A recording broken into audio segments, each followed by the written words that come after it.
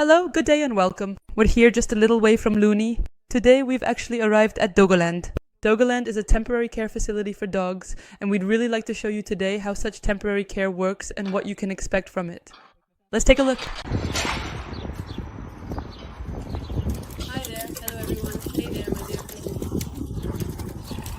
Hello there. Hi. Hey, it's good to see you. You too. Hi! We've been looking forward to seeing you. That's good. Well, that was a really nice welcome. We were greeted by lots of furry little faces, and now I'm sitting here with the founder of the Doggoland Association, Daniela Jana Vršková. Hi Daya, thank you again so much for the warm welcome. Hello, and thank you so much for coming to visit us. I'm really pleased that there is such interest in foster care and in our Doggoland Association, and we're very happy to tell you more about our dogs and about ourselves. Great, perfect. We've already told the viewers that we're located just outside of Looney. Daja, you provide foster care for dogs here. Can you tell us a bit about what foster care actually is and what the difference is between foster care and a shelter? Absolutely.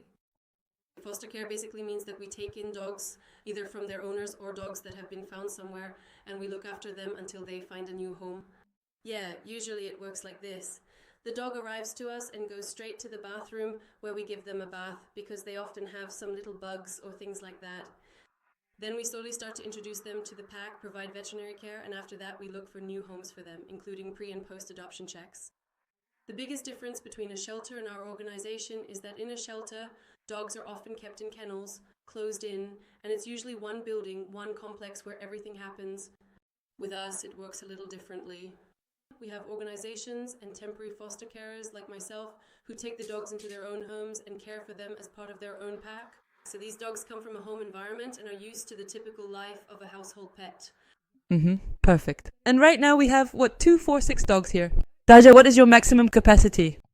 Well, the maximum capacity is whatever my boyfriend allows. No, but seriously, right now it's 8 dogs that we are able to take care of here in our house. Otherwise, we have other temporary foster moms who also take care of dogs, and together we're able to take in about 12 to 15 dogs. And how does that work, for example? You have 6 dogs here right now. What if you took in a dog who doesn't really get along with other dogs? That's something our clients or the general public often deal with as well, like when a dog doesn't get along with another dog or a female with another female. How do you handle that? Well, we always introduce the dogs to each other gradually. First, when the dog arrives, I need to get to know them myself so I can figure out a bit more about their behavior, what to expect from them, whether they get along with other dogs or not. We try it gradually, first introducing them to dogs whose reactions I know well. I have complete trust in them, like my own dog Napoleon, who you can see here, or our old lady dog. Those are actually our only 2 dogs. The rest of the dogs with us are always just fosters, and we introduce them gradually. And if it doesn't work, we let the dog get used to things first, and later we keep trying and training. But of course, if a dog really can't get along, then they have their own separate room where they stay. Yeah, it's right here in the house, just on the lower floor, and there they kind of live their own life. They just hang out there. Perfect. Daja, and how do you handle walks, for example? How often do you take the dogs out? Or do you just let them out into the garden? Can you tell us something about that too? Absolutely. I have a huge advantage because my partner goes on long hikes, long walks and runs and everything. So whenever we have a dog that's really hyper and needs to get out, he'll run with them for 20 or even 30 kilometers, no problem. And it's not an issue. So they get plenty of exercise. How is it with your partner like that? Or of course, we also go on long walks together. We're always a bit of an attraction because I usually have 3 dogs on one arm and 3 on the other. So we're a bit of a rarity around here, and we go out several times a week. The dogs need exercise, they need someone to spend time with them, and I think they wouldn't get enough activity just in the garden. Definitely several times a week. Perfect. And Daja, if someone wanted to adopt a dog from you, what does the owner need to fulfill? And can you briefly tell us how the process actually works? Of course. Most often we advertise on our Facebook page or on our website. If someone contacts me, the first thing they have to do is unfortunately go through about an hour-long phone interview where I ask them about the conditions they can offer the dog and what experience they have. We also talk about the dog and I give them more information than what's in the ad because after all you can't fit everything in there. So we chat about it like this, and if I say, or if we both feel like it's a good fit and we agree, then we arrange a visit at our place. Yes, I always insist on at least one visit at our place so that people can really see the dog, get to know him, and only then do we move forward.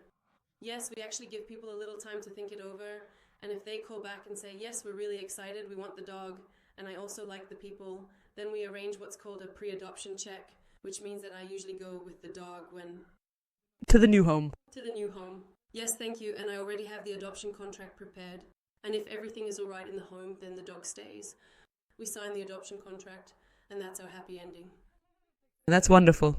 You actually had 2 happy endings in a row recently, because I actually started working with Daja about a month ago. Since then, the whole Zelena Zemlya team has been actively following her, and just 2 weeks ago, Daja found homes for 2 dogs at once, Bohushek and a little female, Tarushka. How are they doing? Do you check up on the dogs after they've been adopted? Definitely, for at least the first 2 weeks, I stay in very close contact with the new owners, either by messaging or calling. If there's ever a problem, I'm able to help or at the very least offer advice. Yeah, if something were to happen and the dog seemed off to them, they call right away.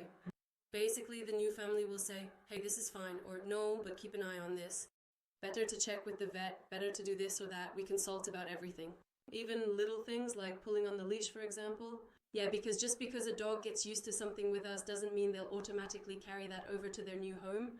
Sometimes the dogs try things out, so I say, no, he knows how to do it, so stick to your guns. That's the right way to do it, and so on. Otherwise, I have to knock on wood for Tarushka and Bohushek. I think they're both extremely happy and things turned out really well for them. Perfect. I'm sending my regards through the camera as well because I met them both in person last time and they were truly wonderful dog souls. And what about the other way around? We already know a little bit about what it takes to adopt a dog, but what if, for example, the owner has a dog? If the situation forces me and I have to give up my dog, I would definitely personally prefer to place the dog in temporary foster care rather than in a shelter. How does that work? How can people reach out to you and what can they expect from the process? Well, they can definitely expect that when they call, the first thing I'll do is find out the reason for giving up the dog. Yeah, most often it's the usual reasons, like allergies, moving to a new family, and so on. I don't really mind their reasons. Even if they simply don't have time for the dog, we'll still try to help the dog. But what's really important for us is that they don't hide things like the dog's health condition, because that can lead to major complications later on.